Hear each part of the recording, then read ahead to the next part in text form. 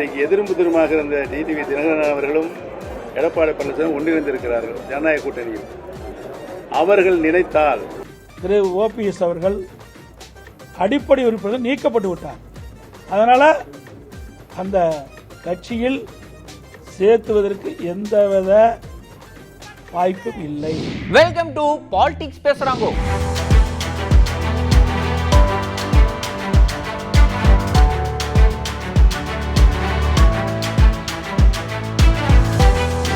Election வருதுனாலே பொதுவாக எல்லா அரசியல் கட்சி தலைவர்களும் மக்களோட மக்களாக நாங்கள் இருக்கோம் அப்படின்னு காமிக்கிறதுக்காக நூதன முறையில் நிறையா எக்ஸ்ட்ரா கரிக்குலர் ஆக்டிவிட்டிஸ் எல்லாம் பண்ணுவாங்க.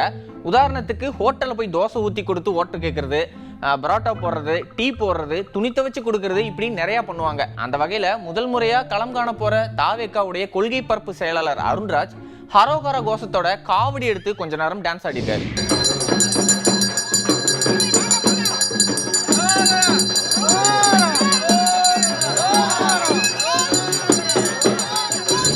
அதிமுக எதுக்கு ஆரம்பிக்கப்பட்டுச்சு? திமுகவை எதிர்த்து ஆரம்பிக்கப்பட்டுச்சு. அப்ப அவங்க யாரை எதிர்த்து பேசணும்? திமுகவை எதிர்த்து பேசணும். அதை விட்டுட்டு எங்களை எதிர்த்து பேசிட்டு இருக்காங்க அப்படின்னு தமிழக வெற்றி கழக நிர்வாகி நிர்மல்குமார் சொல்றாரு. லாஜிக் படி பார்த்தா அதிமுக திமுகவுக்கு ஆப்போசிட் டீம்.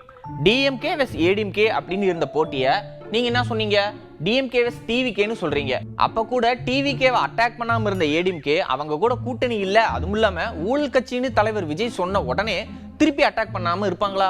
அதை விட ஏடிஎம்கேவோட ஐடி விங் சோசியல் மீடியால ஒரு படிக்கு 48 படிக்கு மேல போயிட்டாங்க. அண்ணா திராவிட முன்னேற்ற கழகத்திலிருந்து, அதாவது கடந்த வாரம் எங்களுடைய தலைவர் எங்களுடைய கட்சியின் நிலைப்பாடு, கொள்கை கூட்டணி குறித்த நிலைப்பாட்டில் தெரிவித்திருந்தார். அதிமுக அவர்கள் திமுகவை எதிர்த்து ஆரம்பிக்கப்பட்ட கட்சி. அவர்கள் திமுகவை எதிர்த்து பேச வேண்டுமே தவிர அவங்க திமுகவை எதிர்த்து பேசுவதற்கு தயங்கி கொண்டு இன்னைக்கு அவர்களுக்குள்ள ஒரு சில முரண்பாடுகள் இருக்கு.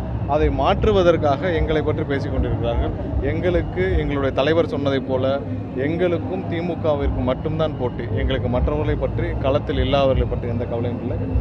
அதாவது புரட்சி தலைவர் எவ்வளோ கஷ்டப்பட்டு இந்த கட்சியை ஆரம்பித்தார்னு தெரியும். அவருடைய அனைத்து உழைப்புகளையும் இன்னைக்கு இருக்கிற அதிமுக இருக்கிற அந்த ராயப்பேட்டை கட்டடம் அவருடைய சொந்த உழைப்பில் உருவான ஒரு கட்டிடம். அம்மா கிட்டத்தட்ட 30-35 வருடமும் அவருடைய மொத்த உழைப்பையும் உயிரை கொடுத்து அந்த கட்சியை வளர்த்தெடுத்தார்கள். இன்று அந்த கட்சியுடைய நிலை என்ன பொதுமக்கள் அனைவருக்கும் தெரியும். அந்த கட்சியை நிலையை பார்த்தால் நாங்கள் அதில் பார்த்து வளர்ந்தவர்கள். எங்கள் அனைவருக்கும் அதிமுகவுடைய நிலை மிகவும் வருந்தத்தக்கதாக இருக்குது. ஆரம்பத்திலிருந்தே ஓபிஎஸ் அவர்கள் அதிமுக ஒன்றிணைய வேண்டும், பிரிந்து கிடக்கிற அதிமுக ஒன்று சேரணும் அப்படிங்கிறது மட்டும்தான் விரும்பிட்டு இருக்காரு. நான் வரேன், என்னை சேர்த்துக்கோங்க அப்படின்னு சொன்னாலும் பிடிவாதமா இருக்காரு எடப்பாடி பழனிசாமி அவர்கள். இந்த நிலையில என்டிஏ கூட்டணியால டிடிவியே சேர்ந்துட்டாரு. ஆனா என்ன சேர்த்துக்க மாட்டேறாங்க அப்படின்னு இதுக்கு மேலையும் ஓப்பனா யாராலையும் கேட்க முடியாது. அதுக்கு எக்ஸாம்பிளா டிடிவி அவர்களுடைய அருமை அண்ணன் பழனிசாமி அப்படின்னு ஓபிஎஸ் பேசியிருக்காரு. என்னை கட்சியில் சேர்த்துக்கோங்க அப்படின்னு கேட்கிறாரு. அண்ணன் ஓபிஎஸ் அவர்கள் தேசிய ஜனநாயக கூட்டணிக்கு வருவார் என்ற 100% நம்பிக்கை இருக்கிறது டிடிவி தினகரன் ஆசைப்பட்டிருக்காரு. நீங்களே சொல்லியிருக்கு. அதிமுக நீங்களே இப்ப என்ன சொன்னீங்க? திரு டிடிவி தினகரன் அவர்கள் ஆசைப்பட்டிருக்கிறார் என்று சொன்னீர்கள். அது அவருடைய ஆசை. அது நட்பின் அடையாளமாக அவர் அந்த அழைப்பை விட்டிருக்கிறார். பன்னீர்செல்வம் அவர்களை இந்த அளவுக்கு உயர்த்தி கொண்டு போய் சேர்த்த அதிமுகவிற்கு அவர் நன்றிக்கடன் செய்ய வேண்டும் என்றால் இது ஒரு நல்ல வாய்ப்பு. தேசிய ஜனநாயக கூட்டணியில் இணைவதுதான் நல்ல வாய்ப்புன்னு அவர் சொல்லியிருக்கார். நான் ஒரு கருத்தை சொல்றேன். இன்றைக்கு திரு டிடிவி தினகரன் அவர்கள் என்னுடைய அருமை அண்ணன் திரு எடப்பாடி பழனிசாமி அவர்கள் ஜனநாயக கூட்டணியில் வெற்றி பெற வேண்டும், அனைத்து இந்திய அண்ணா திராவிட ஆட்சி பொறுப்பில் இருக்க வேண்டும் என்று சொல்லியிருக்கிறார். அதைத்தான் நான் திரும்பி சொல்கிறேன். இன்றைக்கு எதிரும் புதிருமாக இருந்த டிடிவி தினகரன் அவர்களும் எடப்பாடி பழனிசாமி ஒன்றிணைந்திருக்கிறார்கள் ஜனநாயக கூட்டணியில். அவர்கள் நினைத்தால், யார் நினைத்தால்? திரு டிடிவி தினகரன் அவர்கள் நினைத்தால் இன்றைக்கு எடப்பாடி பழனிசாமி அவர்கள் கையில் யார் கையில் இருக்கு? அவர் கையில் இருக்குது. நாங்கள் இணைய வேண்டும் சொல்லியிருக்கிறோம். அதிலிருந்து மாறுபட மாட்டார். யார் இணைய வேண்டும் என்ற கோரிக்கையை திரு டிடி தினகரன் மாறுபட மாட்டார். அவரும் அந்த கருத்தை அங்கே வலியுறுத்த வேண்டும். நானே இணையம் தானே சொல்றேன், அவரை இணையம் சொன்னா இணைஞ்சிடலாம்ல. அந்த வேலையை செய்தால் ஆட்டோமேட்டிக்காக அனைத்து இந்திய அண்ணா முன்னேற்ற மாபெரும் வெற்றி அடையும். தேசிய ஜனநாயக கூட்டணி இதுவரைக்கும் யார் சார் உங்கள்கிட்ட வந்து சேர்றதுக்கு முயற்சி பண்ணிருக்காங்க? அதெல்லாம் ரகசியம், பரம ரகசியம். நெல்லையையும் என்னையும் பிரிக்க முடியாது, நகமும் சதையும் மாதிரி இந்த தொகுதி எனக்கு அப்படின்னு பாஜக தலைவர் நயினார் நாகேந்திரன் சொல்லியிருக்காரு. என்டிஏ கூட்டணியில ஏடிஎம்கே இருக்கிறதால எத்தனை தொகுதிகள் பாஜகவுக்கு, நீங்க எந்த தொகுதியில போட்டியிட போறீங்க அப்படிங்கிற கேள்விக்கு பதில் சொல்லியிருக்காரு. 2001, 2006, 2011, 2016, 2021 திருநெல்வேலி தொகுதி மக்கள் என்னுடைய உடன்பிறந்த சகோதரர் போல என்னை அவருடைய வீட்டில் ஒரு பிள்ளை போல என்னை எல்லையும் பார்த்துட்டு, என்னை கூட கண்கூட என்னை பார்க்க முடியும். இந்த இடத்த விட்டு பிரிஞ்சு போகிற ஒவ்வொருடைய முகத்தையும் பார்க்கும்போது அவருடைய வீட்டில் ஒருத்தருங்கிற உணர்வோடு இருக்கிறாங்க. ஆக திருநெல்வேலி தொகுதி என்னையும் எப்பொழுதும் பிரித்து பார்க்க முடியாது. அவரை பத்தி இனிமே பேசாதீங்க, இனிமே எங்களுக்கும் திமுகவுக்கும் தான் போட்டி அப்படின்னு அதிமுக எம்எல்ஏ ராஜன் செல்லப்பா பேசியிருக்காரு. அதாவது திமுகவுக்கும் தாவேகாவுக்கும் தான் போட்டியே அப்படின்னு அந்த கட்சி தலைவர் விஜய் சொல்லிட்டு இருந்தாரு. அதுக்கு பதிலடி கொடுக்கிற விதமா ஏற்கனவே திமுகவுக்கும் அதிமுகவுக்கும் தான் போட்டி இருந்துட்டு இருக்கு. அதை மறந்துட்டு இனிமே எங்களுக்கும் திமுகவுக்கும் தான் போட்டி அப்படிங்கிறாரு. ஒரு வீட்லயும் வந்து என்னோட ஓட்டு இருக்கு அப்படின்னு விஜய் சொல்றாரு. 2 லட்சம் ஓட்டுகளுக்கு மேல இருக்கு. அவரை பத்தி சப்ஜெக்ட் வேண்டாம். என்ன நாங்க அதில் ஒரே வார்த்தையில் முடிச்சுட்டோம் நேற்று. இனிமேல் எங்களுக்கும் திமுகவுக்கும் தான் போட்டி. அனைத்து இந்திய அண்ணா திமுகவுக்கும் தான் போட்டி. அதனால அண்ணா திமுக இனி வேற பற்றி யாரையும் விமர்சிக்க விரும்பவில்லை. நாங்கள் முதல்லே சொல்லிட்டோம். அவர் ஒரு வார்த்தை எங்களை பற்றி சொன்னார். நாங்கள் எல்லாம் அவரை பற்றிய ஒரே நாளில் நாங்கள் எல்லாம் சொல்லி முடிச்சாச்சு. எங்களுடைய பொதுச் செயலாளர் உடைய இதை பற்றி தொடர்ந்து அவருடைய நிலைமையை, அவர் யார் என்ன என்பதை சொல்லிட்டு, அதனால இதுமாதிரி நாங்கள் சொல்ல விரும்பலை. அவர் கொடுக்குற வாய்ப்பை வந்து காங்கிரஸ் பயன்படுத்தினா பவருக்கு வந்துடும். இல்லை அது அப்புறம் அதெல்லாம் தேர்தலில் நாங்கள் அதிமுக ஆட்சிக்கு வந்துடுவோம். அதில் இது ஏன் பிரச்சனை? அந்த பிரச்சனையே போல நாங்கள் பிரிந்தவர்கள் ஒன்று சேர்றாங்க. டிடிக்கு சேர்ந்துட்டாரு. இனி அடுத்து அதெல்லாம் எங்கள் பொதுச் செயலாளர் தான் கேட்கணும். அதெல்லாம் எங்களுடைய கழக பொதுச் செயலாளர் தான் கேட்கணும். அவர் இல்லை, அது அவருடைய கூற்று. எங்களை பொறுத்தவரை எங்கள் பொதுச் செயலாளர் என்ன நடவடிக்கை எடுத்தாலும் என்ன சொன்னாலும் அதுதான் எங்களுக்கு வேத வாக்கு. திமுகவுக்கு நாங்கெல்லாம் லேடிஸ் ராணுவ பட அஜாலக்கா குஜாலு, அது மாதிரி அதிமுகவுக்கு அப்படியே சிறகடிச்சு பரப்போம் அப்படின்னு பெண் தொண்டர்கள் வைரல் மீம் கண்டென்ட் கொடுத்த மாதிரி தாவேகாவுக்கு புதுசா ஒரு அக்கா என்ட்ரி கொடுத்திருக்காங்க. ஏய் என்ன, நாங்க பேசினே ஓட்டு வாங்குவோம், பேசாமையும் ஓட்டு வாங்குவோம், உட்கார்ந்த இடத்துலயும் ஓட்டு வாங்குவோம், ஏன்னா எங்களுக்கு கொடுத்திருக்கிறது பொது சின்னம்யா விசிலு அப்படின்னு 6 படத்துல வர சத்தம் சரோஜா பாணியில பிரச்சார பீரங்கியா அக்கா இறங்கியிருக்காங்க. இந்த பட போதுமா, இன்னும் கொஞ்சம் வேணுமா?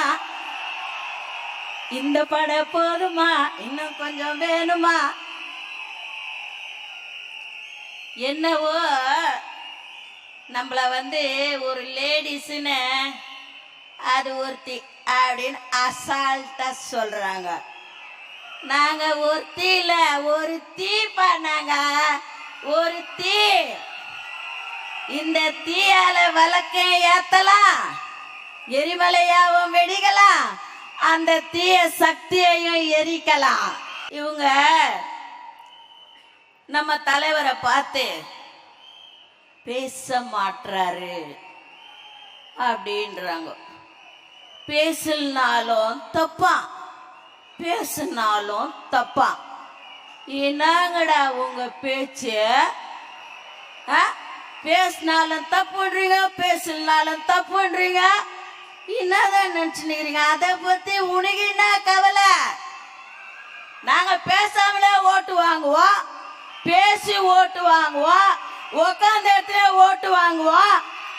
ஏன்னா எங்களுக்கு கொடுத்திருக்கிற சின்ன போது சின்னண்டா விசிலு. இதெல்லாம் தான் நம்ம தலைவர் இது மாதிரிலாம் பிரச்சனை வரும்ட்டு தான் ஒன்று சொன்னாரு. உசுப்பேத்துறவங்கிட்ட உம்முனிரு, கடுப்பேத்துறவங்கிட்ட கம்முனிரு, வாழ்க்கை ஜம்முன்னு இருக்கொண்டாரு. அதான் இப்ப நடந்துனுக்குது. நம்மள வந்து இங்க யாரையும் நான் பேரை மென்ஷன் பண்ண விரும்பல. என்ன மாதிரி ஒரு சகோதரி நம்ம தளபதிய பூஜ்யம் அப்படின்றாங்க. அந்த அன்பு சகோதரிக்கு நான் சொல்லிக் கொள்கிறேன், நீங்கள் அதை சொல்லக்கூடாது. நீங்கள் பூஜ்யம் என்று சொல்லியிருக்கிறீர்கள். நாங்கள் ராஜ்யம்மா, நாங்க ராஜ்யம், நாங்க ஜீரோ இல்ல, ஹீரோ, நாங்க ஹீரோ. நான் ஒன்னா ஒர்க் பண்ண ரெடி, நீங்க ரெடியா அப்படின்னு ஓபிஎஸ் கேட்டிருந்தாரு. அதுக்கு இபிஎஸ் நோ ரெடி அப்படிங்கிறாரு. நான் வந்து பல தடவை சொல்லிட்டு தம்பி, உங்களுக்கு விறுவிறுப்பான செய்தி வேணுங்கிறதுக்காக அடிக்கடி இந்த கேள்வி கேட்டுட்டே இருக்கிறீங்க. இது அன்னைக்கு தினம் தான் கேட்டு இருக்காரு, இன்னைக்கே கேட்டாரு, 3-4 வருஷமா கேட்டு தான் இருக்காரு. அதாவது ஏற்கனவே அனைத்து இந்திய அண்ணா திராவிட முன்னேற்ற கழகம் பொதுக்குழு கூட்டத்தில் ஏகமனதாக எடுக்கப்பட்ட முடிவு, திரு ஓபிஎஸ் அவர்கள் அடிப்படை உறுப்பினர் நீக்கப்பட்டு விட்டார். நடவடிக்கை எடுக்கப்பட்டிருக்கு. அதனால அந்த கட்சியில் சேர்த்துவதற்கு எந்தவித வாய்ப்பும் இல்லை. எந்த புது கட்சியும் தொடங்குற எண்ணம் எனக்கு இல்ல. அது அவரை தான் கேட்கணும், நீங்க அவரை போய் கேளுங்க சார். இது அடிப்படை நல்லா புரிஞ்சுக்க, இது பொதுக்குழு எடுக்கப்பட்ட முடிவு, ஒரு பொதுச்சாலை எடுக்கப்பட்ட முடிவு இல்ல. 2500க்கும் மேற்பட்ட பொதுக்குழு உறுப்பினர்கள் ஒன்றாக கூடி சென்னையிலே அவர்கள் இந்த இயக்கத்திற்கு துரோகம் விளைத்த காரணத்தினால் அந்த சென்னையில் கூட்டப்பட்ட அந்த பொதுக்குழுவில் எடுக்கப்பட்ட நடவடிக்கை. உங்களுக்கு மட்டும்தான் பேச தெரியுமா, எங்களுக்கும் பேச தெரியும் அப்படின்னு முதல்வர் மு க ஸ்டாலினை சீண்டி இருக்காரு இபிஎஸ் அவர்கள். எடப்பாடி பழனிசாமி டெல்லிக்கு அடிமைனாங்க. யார் அடிமை? நாங்க அடிமை இல்லை, திராவிட முன்னேற்ற கழகம் தான் அடிமை. இன்னைக்கு அங்க போய் கெஞ்சிக்கின்ற நிலவிக்கு வந்துட்டு திமுக. இங்கிருந்து அங்க போய் பேசுறாங்க, அதுல அழைச்சிட்டாங்கல்ல, இங்கிருந்து அங்க அழைச்சிட்டாங்கல்ல. அங்கதானே போய் ராகுல் காந்தி சந்திச்சாங்க, அங்கதானே திருமதி சோனியா அம்மாவை சந்திச்சாங்க. அப்ப குழப்பம் வந்துடுதுல திமுகவில் காங்கிரஸ் இருக்குமா இல்லையா என்பது தடுமாறி கொண்டு இருக்கின்றது. இன்றைக்கு காங்கிரஸ் கட்சியை சேர்ந்த நிர்வாகிகளும் சரி, திமுக கட்சியை சேர்ந்த நிர்வாகிகளும் சரி, தினந்தோறும் பத்திரிகையிலும் மாறி மாறி ஒருவருக்கொருவர் இன்றைக்கு தாக்கி கொண்டிருக்கிறார்கள். அதெல்லாம் பத்திரிகையிலும் ஊடகத்தில் வந்திருக்கு. இந்த பல நிலைமைக்கு போயிட்டு இருக்குமா இல்லையாங்கிறது அது வேற விஷயம், அவர்களும் தெரியும். ஆனா எங்களை பற்றி விமர்சனம் செய்தார்களோ, அண்ணா திமுக ஆபீஸ் டெல்லி அமித்ஷா அலுவலகத்துக்கு பக்கத்தில் இருக்கிறாங்க. இப்ப திமுக அலுவலகம் தான் டெல்லிக்கு போயிட்டு, அண்ணா திமுக அலுவலகம் இல்ல. அது மட்டும் இல்ல, திருமதி கனிமொழி அவர்கள் சொன்னாங்க, எங்களுடைய தேர்தல் அறிக்கையை தயாரிக்கின்ற குழுவுக்கு நான் கதாநாயகனாங்க. எந்த படத்தில் நடிச்சாங்களோ தெரியல, கதாநாயகியா. 4ல் 1 பாகம் கூட நிறைவேற்ற முடியல. தேவையான அளவு கொஞ்சம் டிவிக்கு விமர்சனம் இல்ல, நிறைய விமர்சனம் பண்ணியிருக்காரு. கேப்ல சினிமால அவருன்னா அரசியல்ல நாங்க அப்படின்னு சொல்லியிருக்காரு. தமிழகத்தை பொறுத்தவரைக்கும் அதிமுக திமுக என்ற நிலைப்பாடு இன்னைக்கு தமிழக வெற்றி கழக விஜய் ஒரு முக்கிய பங்கு இந்த தேர்தலை வகிப்பாரு. அதை எப்படி எதிர்கொள்ளுங்க? எங்க முக்கிய பங்கு வந்தா தானே தெரியும். சும்மா உங்க பத்திரிகையும் ஊடகத்தையும் அப்படி போட்டு அந்த என்ன ரேட் ஏறுது, டிபிஆர் ரேட் ஆகிறதுக்கு அதை போட்டு காட்டிட்டு இருக்கிறீங்க. என்னங்க இருக்குது, என்ன பண்ணாங்க சொல்லுங்க பார்க்கலாம். இந்த ஆட்சி இப்ப நான் இவ்வளவு சொன்னேன். இன்னைக்கு அண்ணா திமுக பொன்விழா கண்ட கட்சி, 31 ஆண்டுகளும் தமிழகத்தில் ஆட்சி புரிந்த கட்சி. மத்திய அரசிலிருந்து மாநில அரசு என்னென்ன திட்டங்களை கொண்டு வந்து நிறைவேற்றி அதன் மூலமாக தமிழகம் எந்த அளவுக்கு உயர்ந்திருக்கு நாங்க பளிச்சுன்னு சொல்றோம். அதெல்லாம் சொல்ல முடியும், சொல்லுங்க என்னன்னு சொல்லுங்க பார்க்கலாம். என்ன சொல்லல, கூட்டம் ரசிகர் கூட்டம் வரத்தான் செய்யும். அவர் வந்து சிறந்த நடிகர், அது எந்த மாற்று கருத்தும் கிடையாது. ஆனா சிறந்த அரசியல்வாதி நாங்க தான், மக்களுக்கு சேவை செய்தோம்னா நாங்க தான் இதுவரைக்கும் மக்களுக்கு குரல் கொடுத்துட்டு இருக்கிறோம். இந்த ஆட்சி எழுத்து கூட பேச முடியல, அது வரைக்கும் திரைப்படத்தில் நடிச்சுட்டு தான் இருந்தாரு. இப்பதான் வெளியில் வந்திருக்கிறாரு. நான் வந்து இந்த பொதுநாளைக்கு 1974 வந்தேன். 51 ஆண்டு காலம் ஆயிப்போச்சு. 51 ஆண்டு காலம் மக்களுடைய பிரச்சனையை நாங்கள் அணுவு நிதியா தெரிஞ்சிருக்கிறோம். ஒரு சாதாரண பிரச்சனைக்கே, சாதாரண பிரச்சனை இல்லை, அது மிகப்பெரிய கடுமையான பிரச்சனை தான். அது தவறு, நான் சொன்ன வார்த்தை. இன்றைக்கு 41 உயிர்கள் இழந்து விட்டோம். என்ன நடந்திருக்க வேணும்? யாருக்காக உயிரிழந்தார்கள்? அவரை காணதா, அவருடைய கூட்டத்தை, அவருடைய பேச்சை கேட்பதற்காக வந்த கூட்டம்.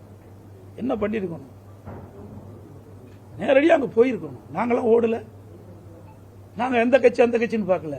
நிம்மதிக்க முடியாத உயிர்கள் 41 போயிட்டு. பாவம், பரிதாபம். இந்த குடும்பம் எந்த நிலையில் இருக்கும்? அவர்களுக்கு எங்களால் முடிந்த ஆறுதல் சொல்லலாம்.